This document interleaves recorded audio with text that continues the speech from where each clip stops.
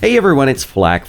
You probably heard it a lot lately, but the phrase "DICE isn't what it used to be" is becoming more and more common. The studio behind Battlefield has been heavily criticized following the release of Battlefield 2042, and the game arguably strayed too far from previous entries to the point that it resembled something else entirely. A big reason for this could be the exodus of key developers at the studio. Over the past 2 years, some big names have moved on, scattered by the winds of change. It seems, however, that many of these developers have actually wound up at the same place. I'm talking about Embark Studios. Now, Embark has yet to release a game, but they did recently reveal their premiere title, a cooperative third-person shooter called Arc Raiders. The developer boasts a core of talented founders. This includes Patrick Soderlund, Stefan Strandberg, Magnus Norden, Rob Runesen, Johan Andersson, and Jenny Hunshiner. Some of those names may sound familiar to you. In fact, all of them previously worked for DICE. Patrick Soderlund, of course, was previously EA's executive vice president and involved in the development of Battlefield games since Battlefield 2 Modern Combat. He oversaw creation of Battlefield 3, 4, Battlefield Hardline, Battlefield 1, and perhaps most infamously, Battlefield 5. Stefan Strandberg was audio director for the Battlefield Bad Company series as well as Battlefield 3. He was a game director on Battlefield 4 before taking on the role of creative director with Battlefield 1 and Battlefield 5. Magnus Norden was involved in Battlefield 3, Battlefield 4, and Battlefield 1 as a software engineer. He was technical producer on Battlefield Hardline and ended his run at DICE as lead core software engineer for Battlefield 5. Rob Runesen, meanwhile, played a huge role with art at DICE and was most recently studio head of art for Battlefield 1 and studio head of content for Battlefield 5. Johan Andersson basically invented Frostbite engine rendering, leaving the studio after Battlefield Hardline, and lastly, Jenny Hunshiner was a communications manager at DICE dating all the way back to 2005. Most recently, she directed corporate communication for Battlefield 5. So all of the core founders of Embark are former DICE. Well, so what? Turns out this isn't an isolated incident. Many other previous DICE developers have also found themselves at Embark. This includes Alexander Grondel, who holds producer credits on several Battlefield games, including Battlefield Heroes, Battlefield 3, and Battlefield 4. He was senior producer on Battlefield 1 and executive producer on Battlefield 5. Then there's Andreas Almström.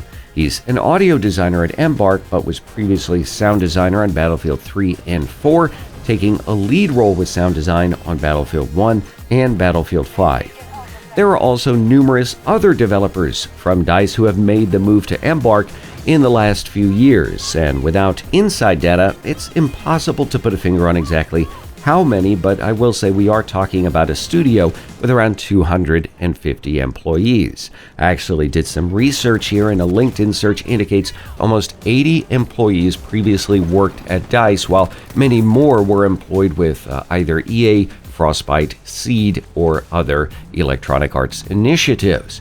That is undeniably a significant chunk of the dev team.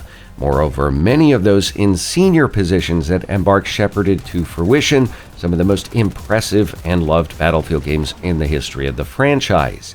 And, I read comments often here on YouTube as well as on social media, and something I see quite a bit is that DICE should find a way to be sort of independent again.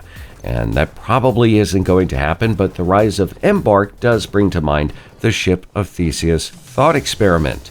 This was popularized most recently by Disney and Marvel's WandaVision, but it has captivated minds since ancient times, and simply put, it questions whether or not something that has had all of its parts replaced is in fact the same object. With DICE, many of the key parts of the studio have been replaced over the years, and especially recently. And this isn't to say that they're better or worse. I'm not trying to get into an argument here. We're just going to say that they're different. And like it or not, today's DICE isn't the same studio as the one that produced Battlefield 3 or even Battlefield 1. When you look at Battlefield 2042, many of the decisions made during development don't align with traditional Battlefield gameplay. The changeover in leadership and developers is reflected in this. Many of those missing parts have been reassembled to form Embark, and while the studio is certainly producing games different from Battlefield, I think it is easily evident that a lot of ideas and leadership have migrated along with those individuals. And personally, I think this is good on multiple fronts. Developers at Embark seem to have a clear vision and value for technologies. They have invested heavily in machine learning and are using that technology to facilitate game production. They also have the benefit of being able to pick and choose employees in pursuit of their goals, pulling in people from a wide variety of other companies like Starbreeze, Shark Mob Machine Games, and Massive, just to name a few. Many of their employees are young and will hopefully remain with the company for years. The game development scene in Stockholm has evolved rapidly over the last decade, with many major studios opening new offices, not to mention the burgeoning indie dev scene. All of that is good for game development. Those still tied to publisher Nexon, it seems like Embark is being given a lot of creative freedom, and I think all of that bodes well for the future of the developer and its future games. Most importantly, it seems to have breathed new life into the developers. They seem genuinely excited when talking about their games on social media. I've been paying close attention to this, and while they say a change in location is sometimes healthy, and that certainly seems to be the case here. So, Embark might not be DICE, and it certainly isn't the Ship of Theseus, but it might be something better. A lot of cool stuff happens when you get passionate, motivated developers under one roof. I've heard the testimony of that with Battlefield 1.